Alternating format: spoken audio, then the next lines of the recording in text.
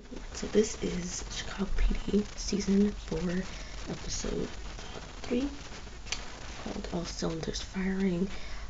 Basically what starts out is that Julie Platt is visiting her father Robert, and he and she's concerned that the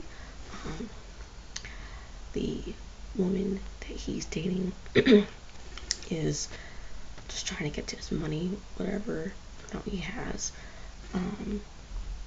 And so she's like telling him to be careful and everything before she leaves. And then when she does, she gets attacked from behind.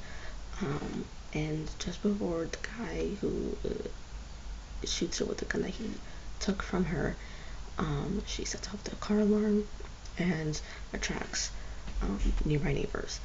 She's then taken to Chicago Med, and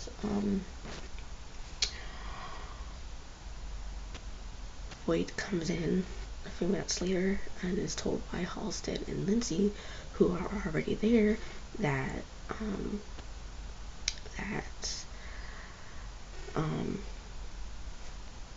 she tell him everything that they know, and then they try to figure out from her husband where she was at that day. Now, what I didn't get the entire, or for at least half of the episode, was if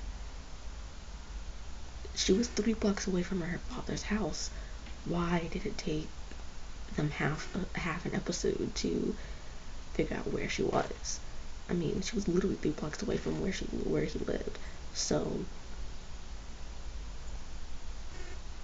why did they spend that long trying to figure it out? Because if she's that far away, you would assume that she could possibly be there at the time. So I mean, she possibly that's where she might have been. So why? I mean, it's safe to assume that's where she could possibly have been. So why did it take them half an hour? It didn't make any sense. Like, she was literally not that far away. Literally not that far away. So why did it take them half an episode to fucking figure that out? Makes no damn sense to me. To me, I mean, if it's true, I mean, clearly they didn't like, have that much in the way of an episode if they're having to spend half an episode to figure out where she was. I mean, if it's taking them that long to figure out where she was, considering how far away she was, then it just seems weird to me. It's like it screams that they didn't really think this whole episode out all the way out to the point where it would be 45 minutes long. Cause otherwise, if it was already like 45 minutes long without commercials, they wouldn't need to make it so that 15 to 30 minutes of an episode is just them figuring out where she was. Anyway, so her husband doesn't really have much because he's been out for 40 hours as it is. So he repeats what sounds similar to what happened with Fogel and excuse me, but it's not the same guys. We'll find out later. And they get security cameras. The security camera from the lobby of the place later. So before that, Dawson, takes lead on the scene, then goes talk to the guy who saw Platt. He says he saw the guy what the guy was driving, which was a vintage car, but didn't see the guy's face. Linsky and Dawson are concerned that they only took Platt's gun. Even though Burgess is assigned somewhere else, she hears from Atwater Music that they need help. Atwater thinks Platt was targeted. Voight has them dig through every complaint and lawsuit against Platt, and wants to find out who made the threats against her last week. Burgess suggests body cams since they were put in there for last week. And back at the crime scene, Linsky takes a photo of a box on a cable line, and then back at the station, Music and Atwater and Burgess look through the video surveillance and find a guy named Malik who came in So the three go to where Malik works, and he reveals she offered to be his security since he made cash runs before, and was robbed pre those few previous times. So he reveals that she went to visit his father.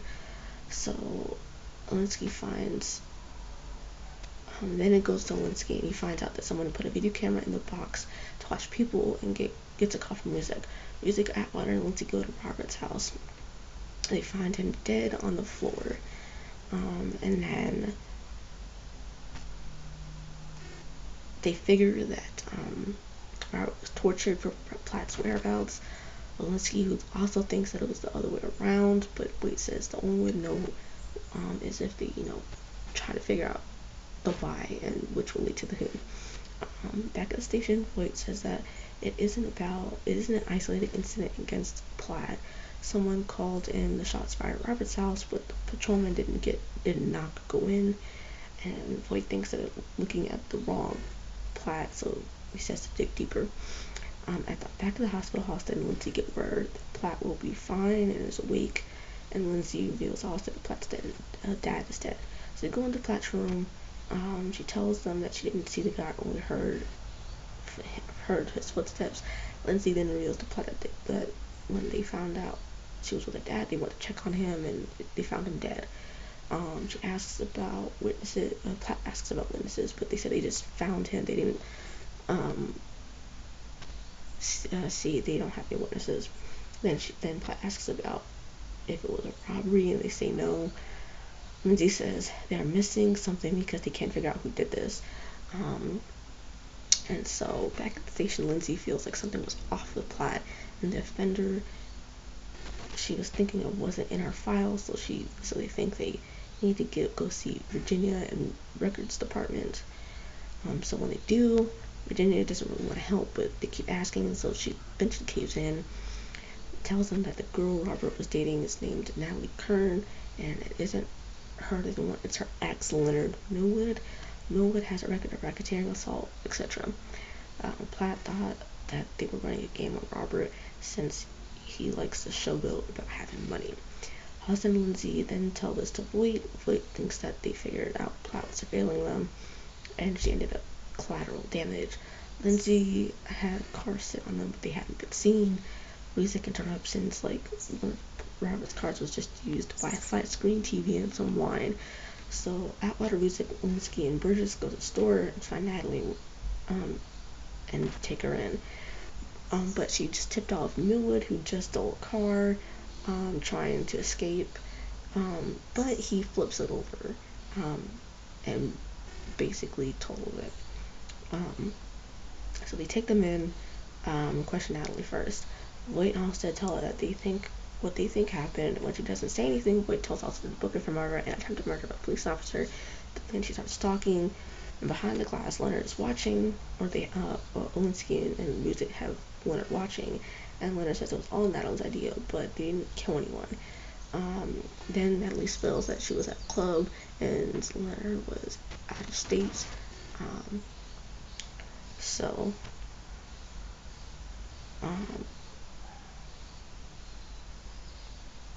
And Leonard didn't get back until late, and everything.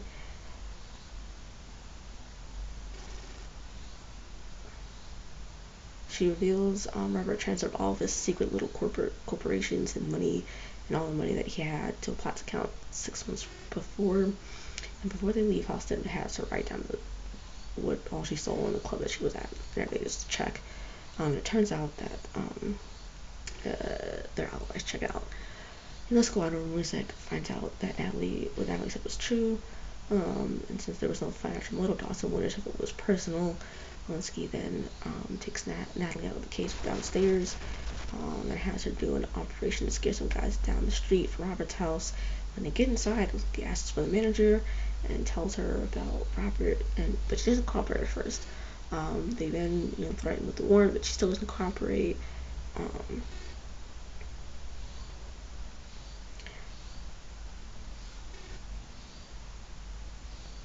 But Lindsay's like, you know what, no, we're just gonna continue, or I'm gonna, you know, continue pressing her and everything. So eventually, you know, they get the surveillance camera from her, or surveillance camera footage from her. Later, Lindsay tells Boyd that Lindsay saw a 68 Ford fastback Mustang circling the block on the video camera that doesn't have any plates. So they run anyone who owns that type of car.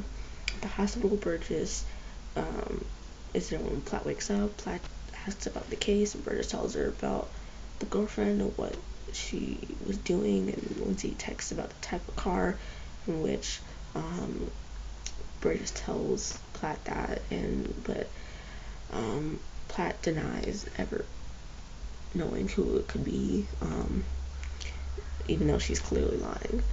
Lindsay and Halstead then find out the car belongs to Wade McGregor. Apparently he ran a construction company that worked for Robert. He also invested in one of Robert's business deals that went into receivership when the economy tanked. And Dawson doesn't understand how this deal so Trudy, since she didn't have anything to do with those things. And it's making this, it's like at this point it seems like the writers were going in the direction of making Fogel the person who did this, and I don't know, I mean I was worried that they were gonna do this too soon, because I was like, I mean, this is literally the third or fourth episode, so why are they getting so quickly into this? I mean, you'd think that they would drag it out, but anyway.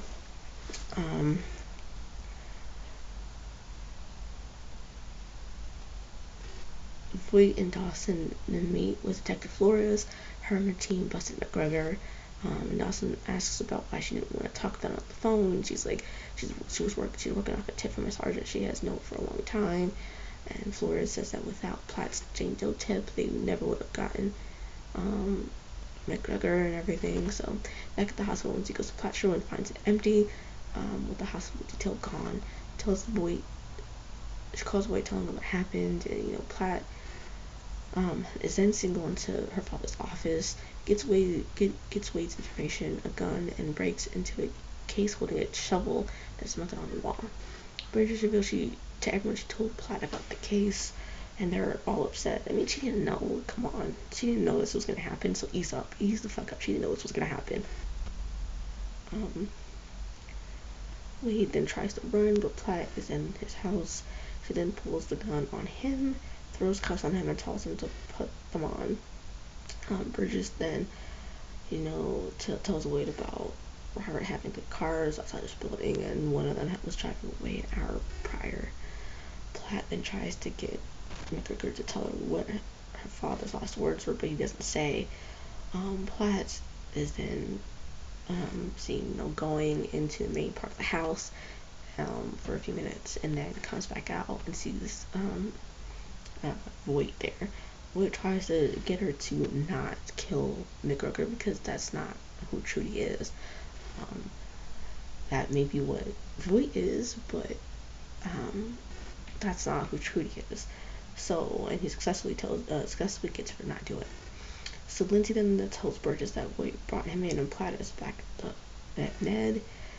Platt and her husband have a heart-to-heart, and I thought that was a good scene, that ending scene where Platt and her husband are talking, and he's like, you know what, we're married now. It's not just you, it's about both of us, not just you, so we need to think about both of us.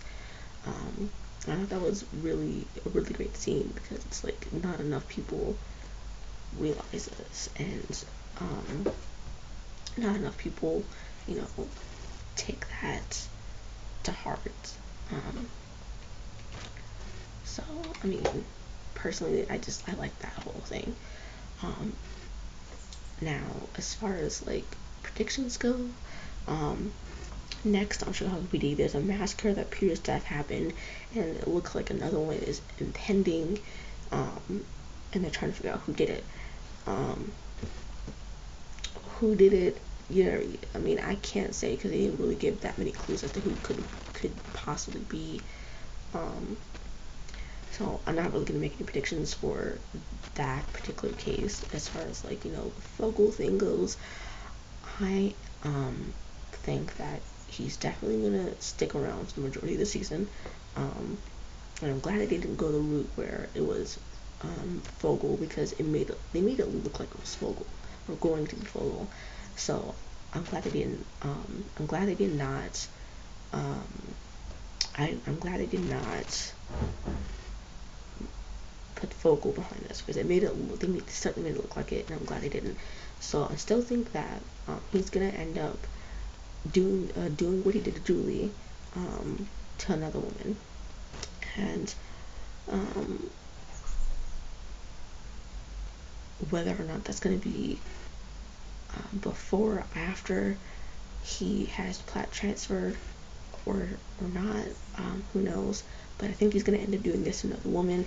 It's gonna end up being an undercover cop um, from like a different district that he doesn't know, um,